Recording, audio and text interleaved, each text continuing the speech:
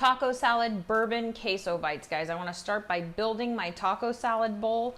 I'm gonna use my flour tortilla here and go straight into this hot oil, and using this motion of going up and down and twisting, I'm gonna get a nice puff. It's just gonna puff up beautifully like this, and it will give us this nice bowl shape.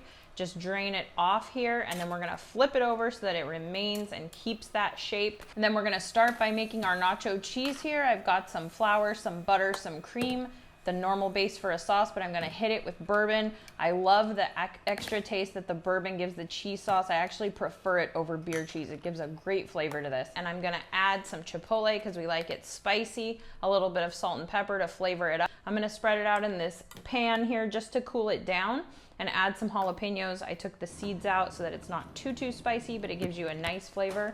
We'll go into the fridge for about 5 minutes, and then this is ready to scoop out with my ice cream scooper here.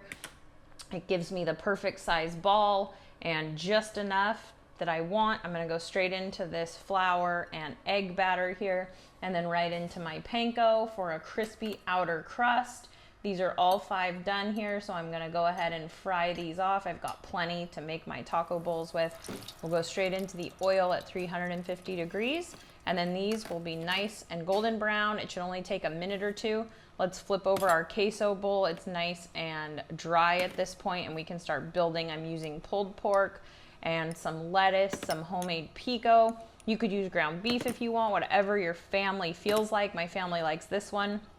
And then just top it with that beautiful queso ball. It's gonna add some cheesiness and some goodness right over the top there. You can open it up and let that